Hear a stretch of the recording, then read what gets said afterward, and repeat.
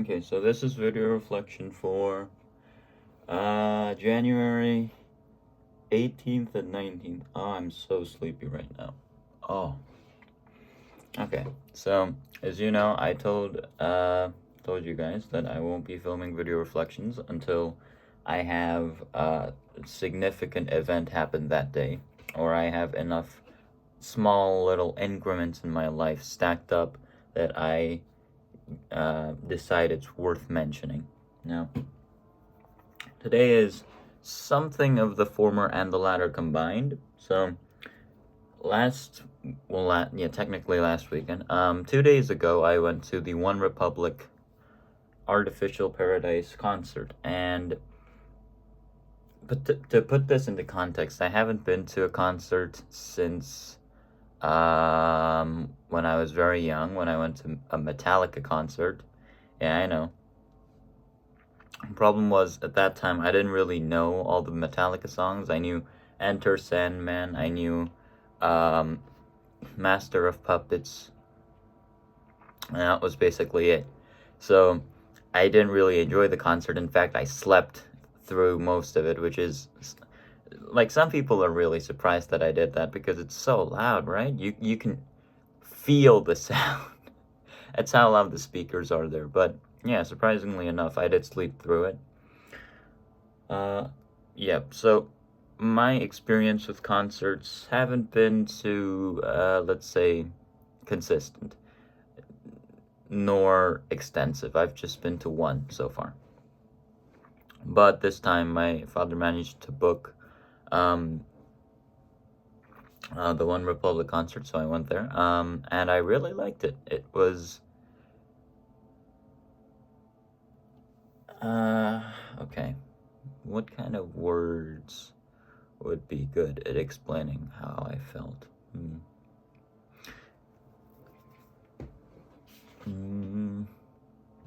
Firstly, I really like that you could feel the music because they have such large speakers with really, really large, really big volume ranges. So I could feel every note of what they were playing. I like One Republic. I know most of their songs. I mean, okay, most of their popular songs. I really liked his voice. You know, some people worry that when you go to concerts, the artist's voice or his skill won't be nearly as good as, you know, their skill when they do it at a studio or in a recording booth. And for One Republic, I think they blew it out of the water. They were fantastic. And honestly, I really couldn't tell the difference between them doing it live, and if anything, it was better. So, yeah, great band. What else did I enjoy? You know, I think I really just enjoyed being able to sing along to such loud volumes because I can't hear myself. Nobody can hear myself. What everybody hears is the music, and the music's great. I really like One Republic, and yeah, those loudspeakers and good songs and, you know, dark lighting. I think that makes for a combination. I think that combination makes for a spectacular concert and spectacular experience, moreover. So yeah, very new experience. Technically not a first, but a first memorable for me in my books. So I really enjoyed it. Will I like to go there again? Yes, absolutely. If they ever come back to Korea, or if I ever go to the US, then yes, I think I will enjoy watching their concerts. Now, I said it was a bit of the former and the latter, and it is. I have some updates for my projects that I would like to show you. Firstly, for the curling broomstick, we had two problems. One, the first part is this. This is the bottom plate of the floor curling broomstick project. And I'm still using the word project because until it becomes fully functional and durable and has integrity of its own, it's not a product. And I'll explain what that means in a second. But for now, all you have to know is that this thing is a nightmare to solder. As you can see, it is a nightmare to solder, and I thought I did the soldering wrong. Turns out that wasn't really my fault. There's this 0.5 millimeter gap in here. Not gap in here, but this, you see that part, this sort of blocking part, that was 0.5 millimeters too thick. And what that did is it allowed the battery to be 0.5 millimeters too far away from the connecting port. So the battery wouldn't read, and it gives it inconsistent current. So I was like, oh, what did I solder wrong, right? Oh, the display's not turning on. Oh, it's turning on and turning off. It's flickering. It's not even my fault. Fix that. So this one is the final base plate. And let me get some batteries here. It works fine. Ta-da! It works great.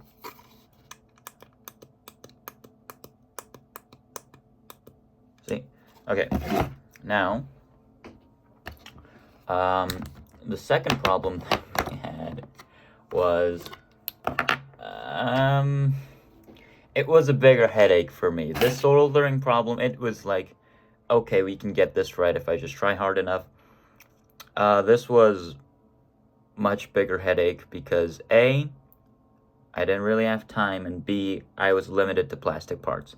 And the problem was, by the way, for context, this is the universal joint piece. I think this is a better showcase of the problem. I have so many of these lying around, I don't know which one I broke. Oh, here we go. Yeah, so this one was the universal piece axis. This was the y-axis. And the problem is, as you can see, it broke. Not even under a lot of pressure, it just broke. And the way these break is, since they're oriented this way with the hole facing outward or toward the sides, they get pushed downwards, right? And then this downward force also isn't in the middle, it's on the two sides here. So to give you a better view of this, the axis basically sits like this, and there's two two connecting bits that are pushing down on this side. Right? Oh no, that's not how it works. Wait a minute, what?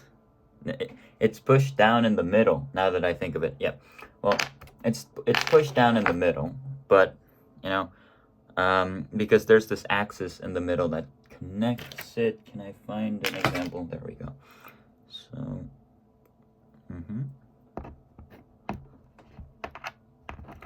by the way, these have very little leeway or play because that's the way I designed them. So the axis connects like this, then it gets pushed down. So if this part or this surrounding area that surrounds this hole is too small, no dice, it just breaks. And it's not even under a lot of weight. So I redesigned it, and now it's way bulkier.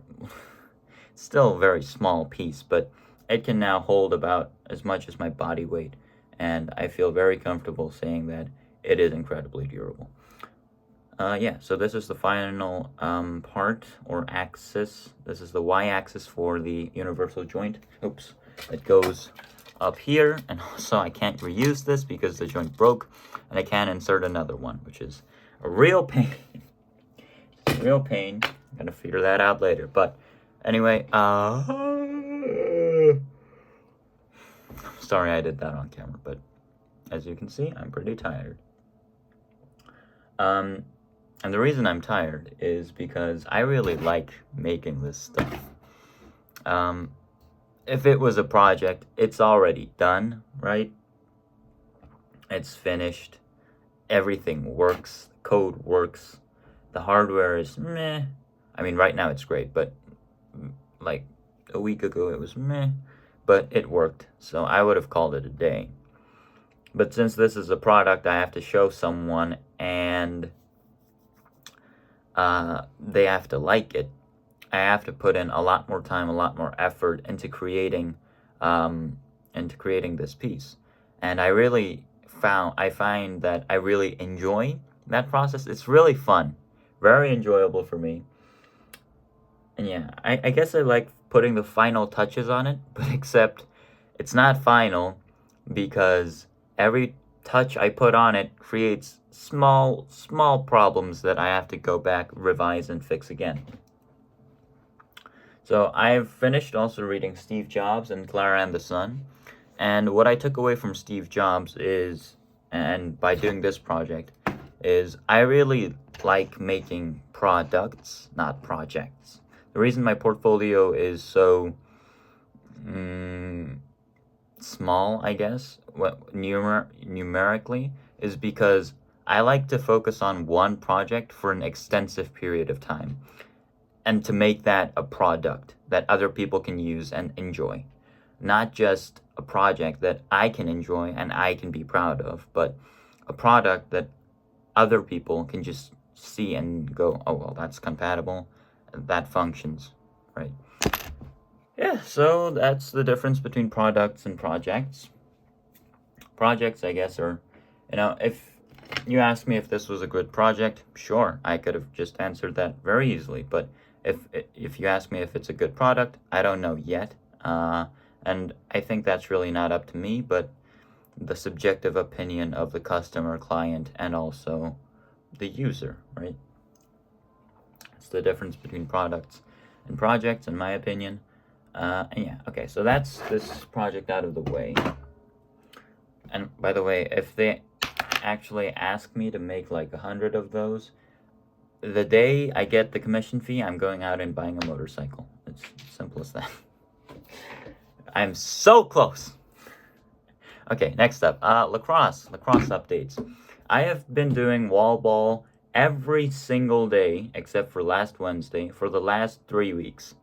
And I think that should have been the way it was supposed to be done since the very beginning, because I improved a lot. Now, yeah, and I know that this is not just my subjective opinion, although I also do think I have improved. One of my coaches, when I went to a training session on Saturday, said, wow, you're really much better than when I first saw you. When I first saw you, you were shit. Like, you couldn't pass and catch. You had no left hand. Your right hand was barely usable. You couldn't catch any fastballs. Now you're great. Your passing stance is improved drastically. You can do far passes. You can do what are these called? Like, I don't know what that pass is called, but you can do like overhead passes. You can do all kinds of things, right? So your right hand is pretty good. Your left hand is also way better because it actually exists now. So yeah, I can definitely say I was very proud of that moment when he did compliment me. Also, my the replacement for my Mark IIF is coming. I bought the Weapon X 2.0 from ECD, and it is coming tomorrow on Tuesday. And I'm going to train with it for about 3 days, and then going to go to another college training session to train with a face-off specialist from their college. So I'm really looking forward to that. And yippee, that's about it. The biggest thing I'm looking forward today, this week, finish this project. I'm gonna go there and deliver it myself and show them how it works. Hopefully they love it. They commission 100, or again, the 100 is like, if they commission 100, that's great. If they commission 200, I'm blown out of the water, but I would love that. More is always better for me because I'm pretty sure I can make all of those. Yeah, and then with that money, I buy myself a nice motorcycle. Or this is sort of off track, but if they give me like, I don't know, a really big commission, which I don't think they're going to give me because floor curling isn't that big. If they give me a really big commission, or I get enough money before March, then I might buy a car. But I think motorcycles are way cooler right now, so. Anyway, that's it. This is all just imagination for now, right? That it hasn't happened yet, so I'm trying not to get too arrogant and greedy. Yeah. But that was, the motorcycle thing is obviously just a joke. I really do have a passion for this product that I'm making, and I'm going to price it very fairly so a lot of people can use it. Yeah, that's it. Have a nice day. This was video reflection for the last 2 weeks. Have a nice day. Bye-bye.